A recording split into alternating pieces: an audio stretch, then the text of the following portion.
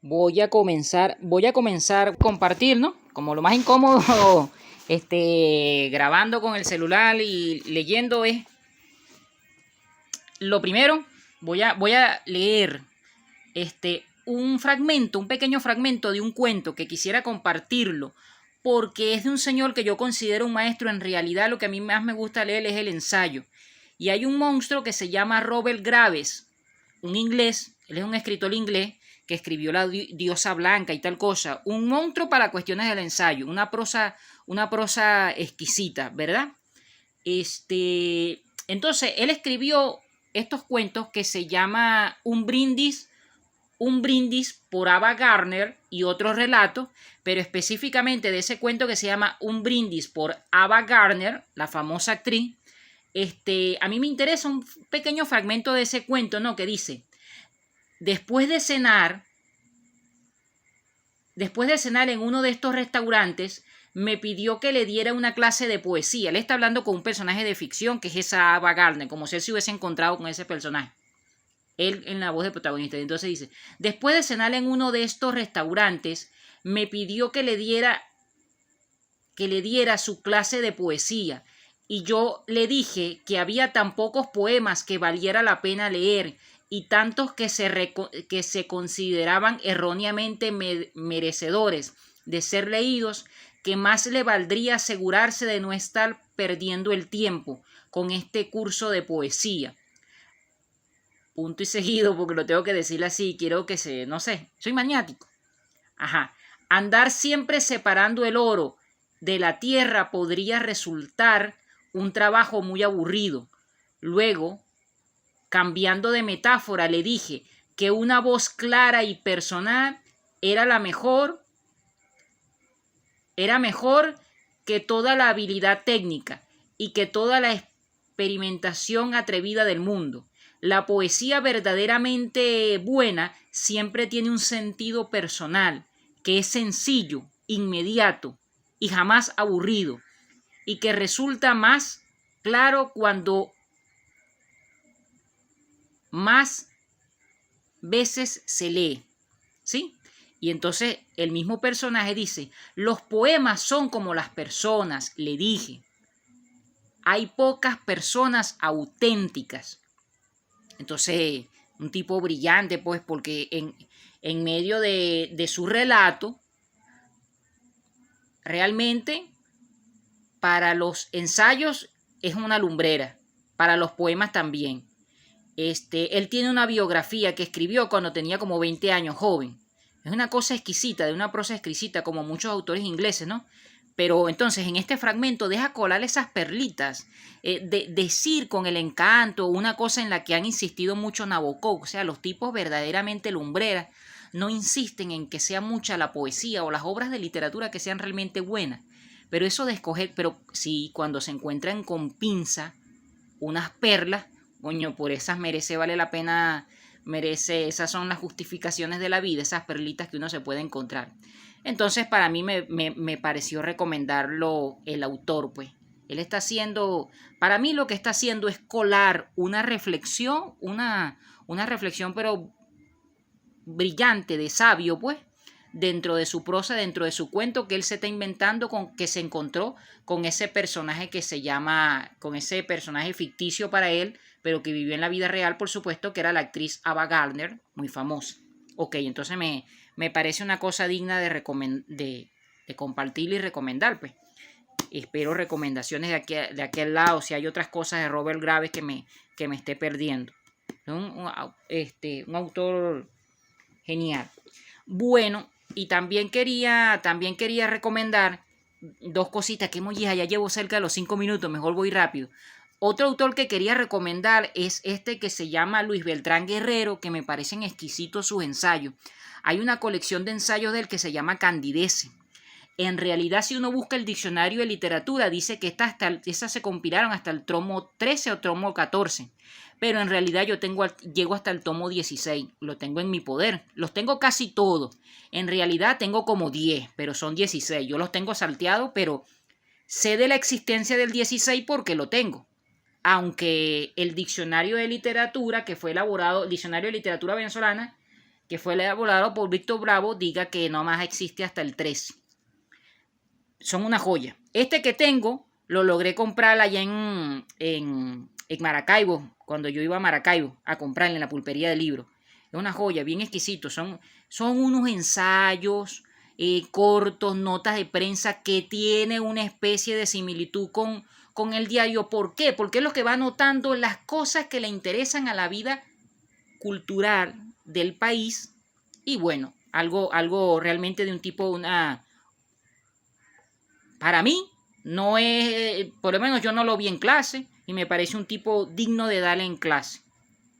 Y la otra cosita, 3 cositas que estaría leyendo o que estaba revisando en estos días, es también un escritor de esos que yo no le presté atención qué estaba haciendo yo con mi vida, chicos, que se llama Ezequiel Martínez Estrada. En la Biblioteca Ayacucho realmente es ese libro que se llama Diferencias y Semejanzas de las naciones latinoamericanas, pero por revisar este libro he ido a parar a otros de él, que son unos ensayos de Ezequiel Martínez Estrada. Dice El mundo maravilloso de Guillermo Junzón.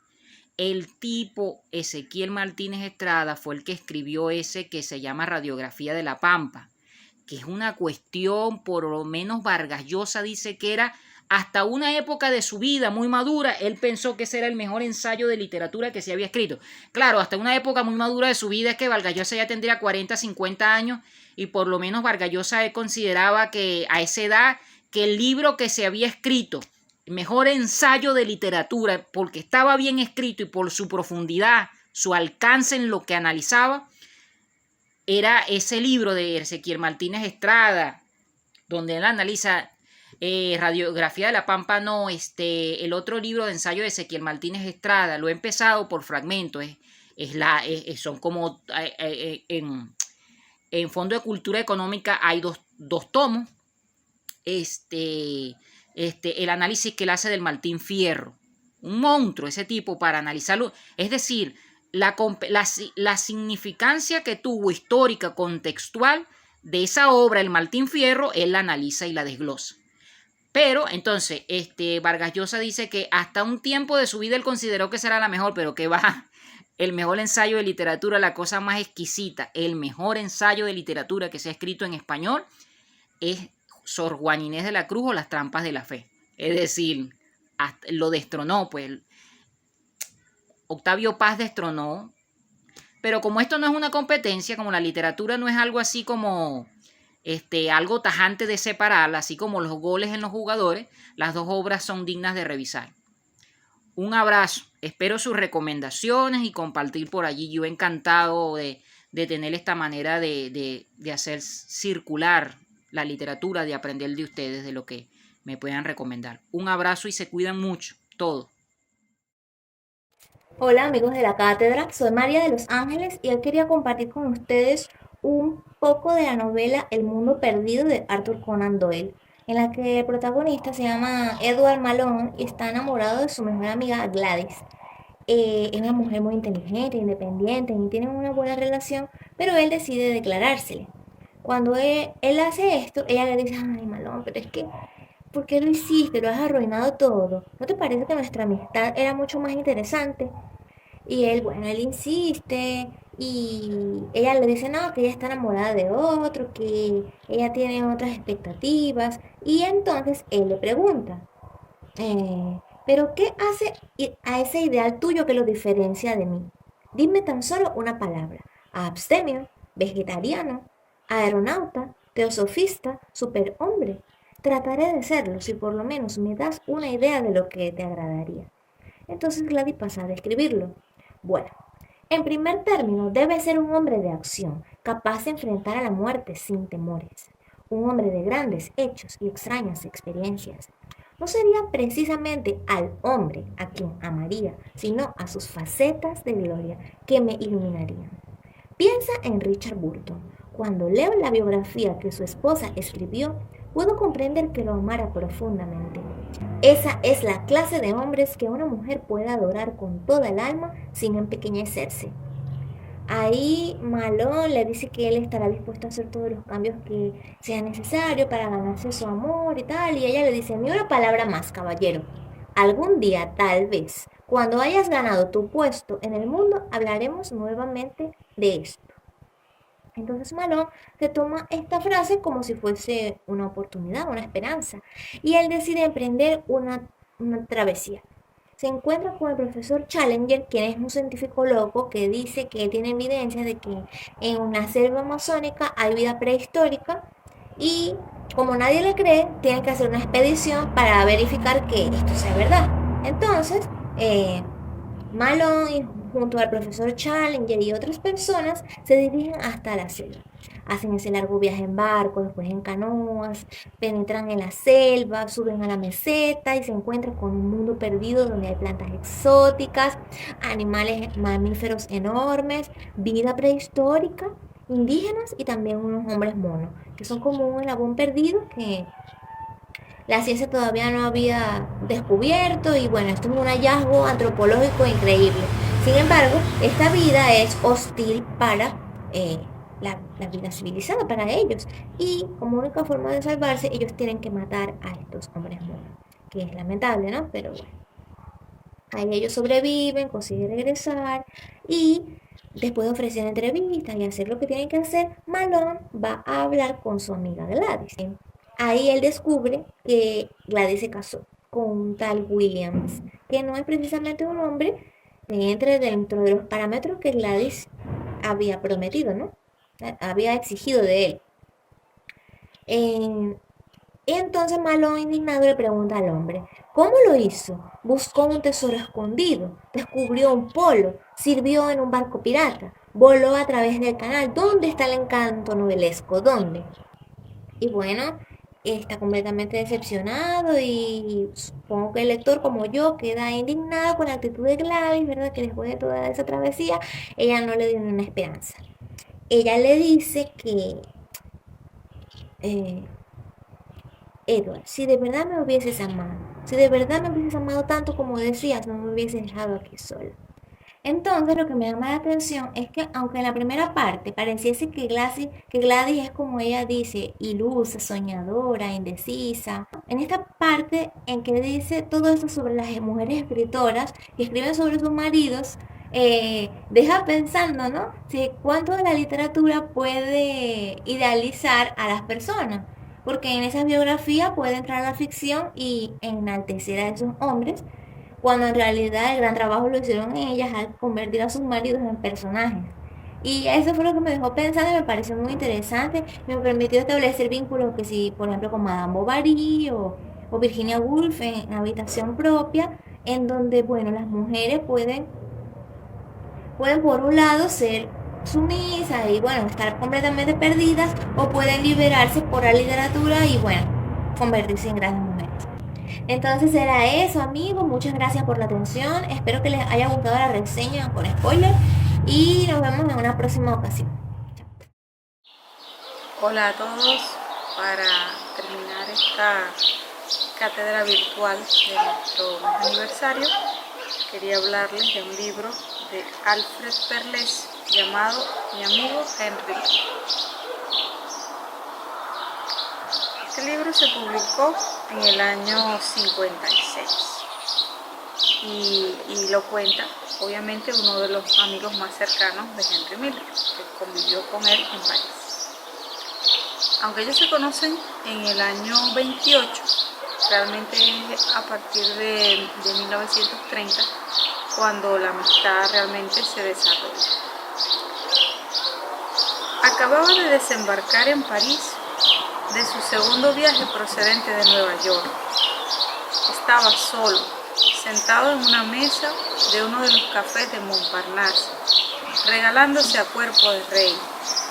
Me alarmé y fasciné ante la pila de platillos que había enfrente de él.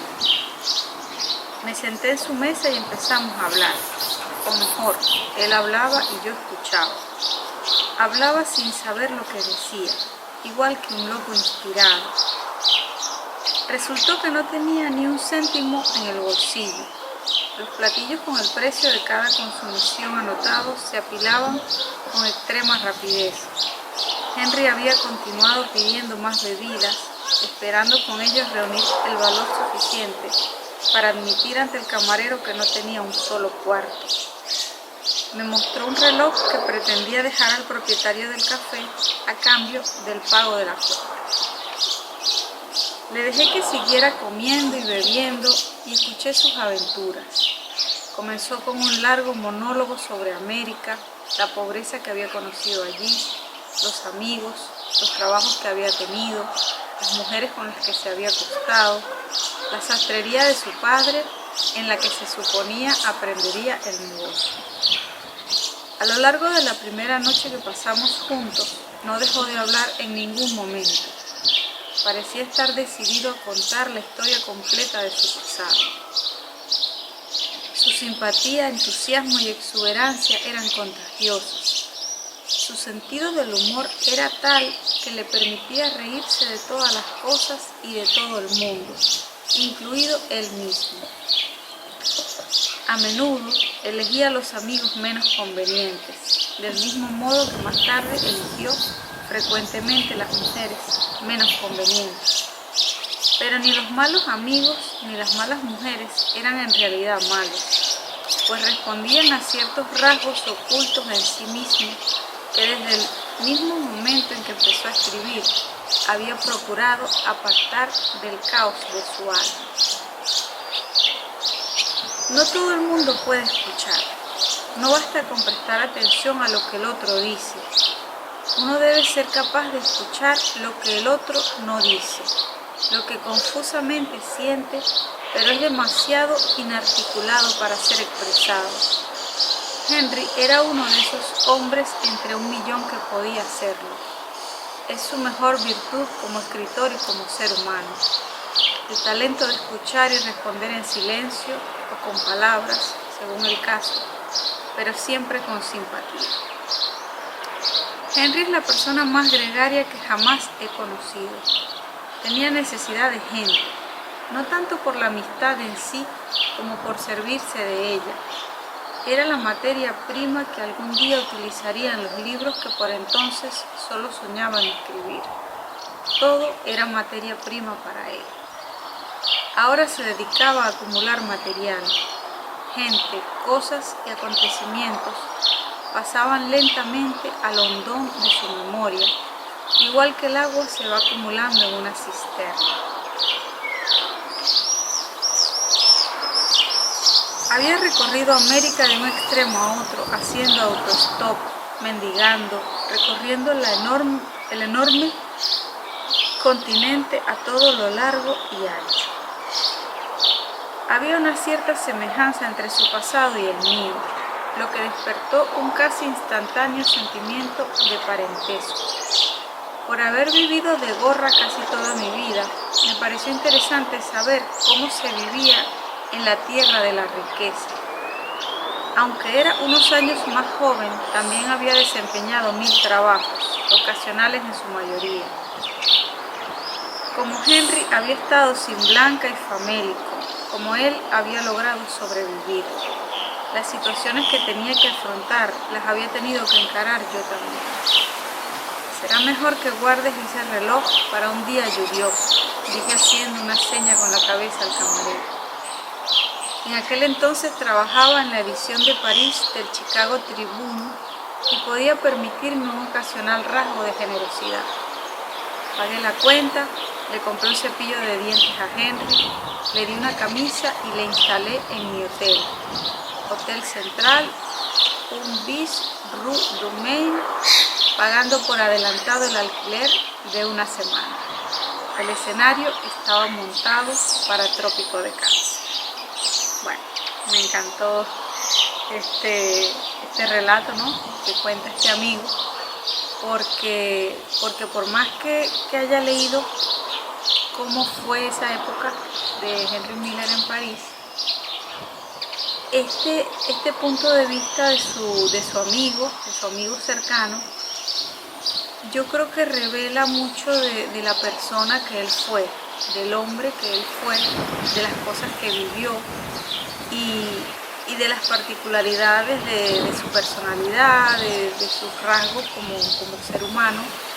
Y bueno, siendo un escritor por el que siento tanta pasión y tanto interés, realmente todo lo que tiene que ver con su vida y su obra me atrapa de un modo absoluto. Hola, hola, yo soy Daniela Campos y esta vez les voy a compartir un texto de Juana de Ibarburu. Ella es más conocida como poeta, una poeta uruguaya, pero les voy a leer un texto, una narración, un cuento que se llama Destino y es una de sus últimas publicaciones de 1968. El cuento va de una mujer eslava que llega a Uruguay y trabaja como señora de servicio en una casa. Y bueno, el texto va describiendo estas formas de adaptación o de no adaptación del personaje, ¿no? Entonces en una parte dice sí. Ella no era más que una sirvienta y aún no había aprendido a hablar la lengua del país. Entonces muestra esta imposibilidad de la mujer en precisamente en adaptarse al país con relación a la lengua. Y bueno, va a hablar de que su familia era muy numerosa y que se tuvieron que desmembrar. Cada uno de los hermanos fue a lugares diferentes, como Brasil, Colombia, Estados Unidos y Uruguay. Y cómo esa unidad familiar pues se deshizo, precisamente después de la guerra. Entonces dice sí.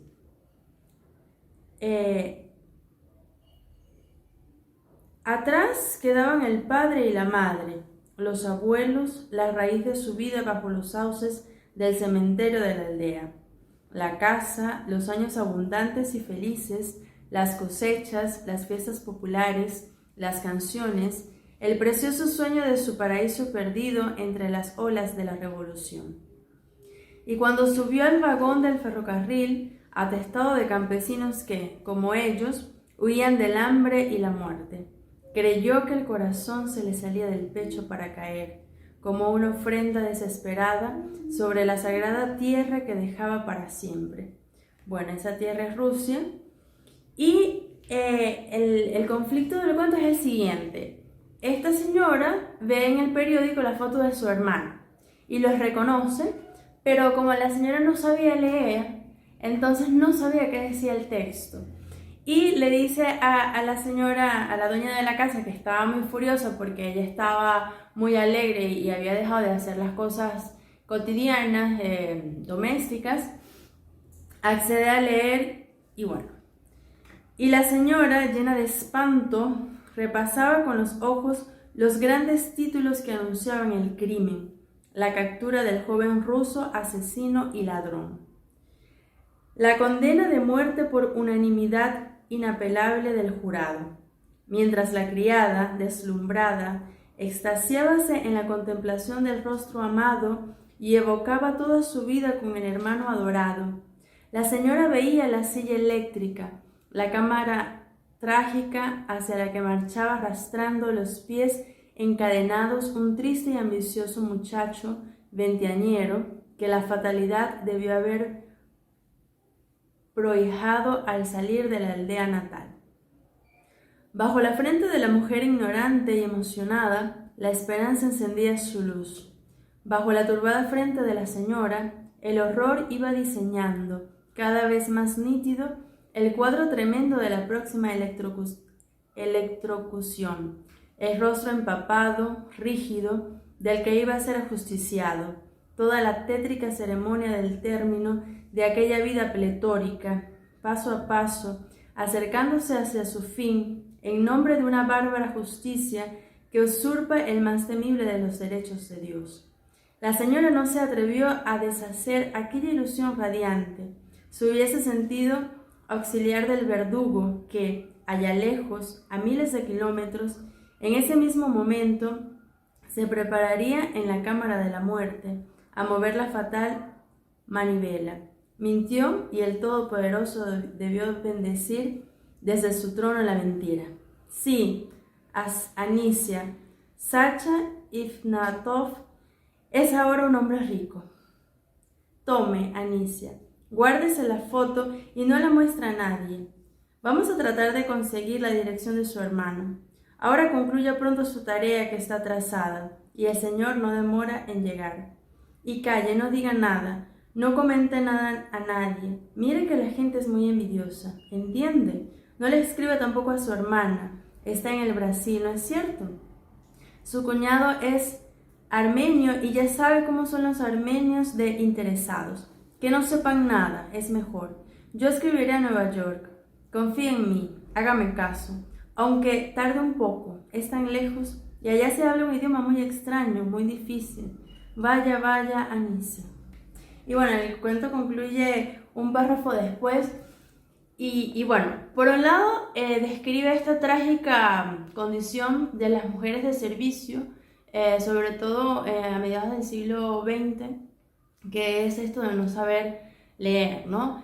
Ya una historia parecida la había contado en Chico Carlos con una mujer negra extranjera del Brasil y ahora con una mujer rusa. Eso por un lado.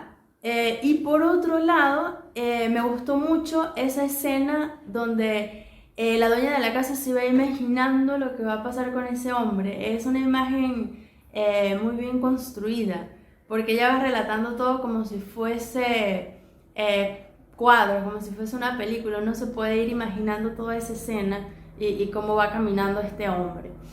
Y bueno, textos como estos resultan dolorosamente vigentes, actuales, porque en la historia de los tiempos siempre han habido estos desplazamientos, ¿no?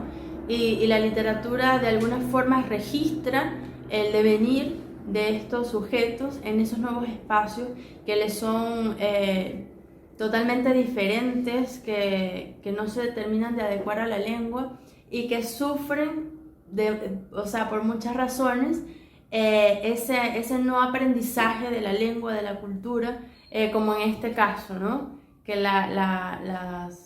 el personaje nunca en la historia consiguió saber el paradero o el destino, como el título del cuento, de su hermano.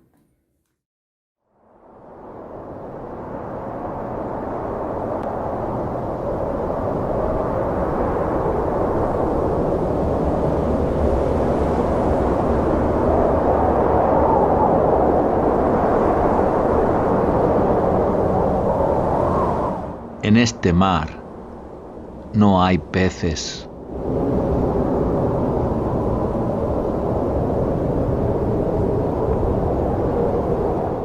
Sus gaviotas son golondrinas.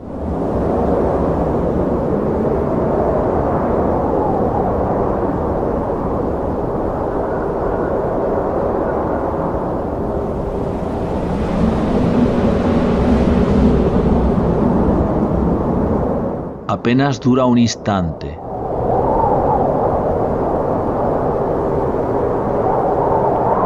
Después se convierte en oro y se disipa.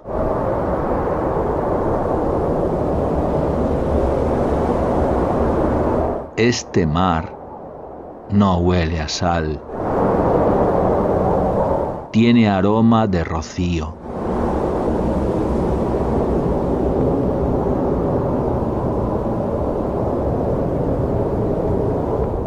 No tiene olas.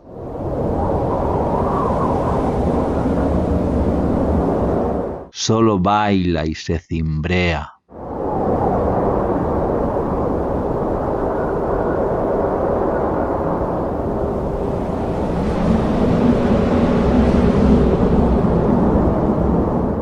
En este mar no hay sirenas, solo cantos de espiga.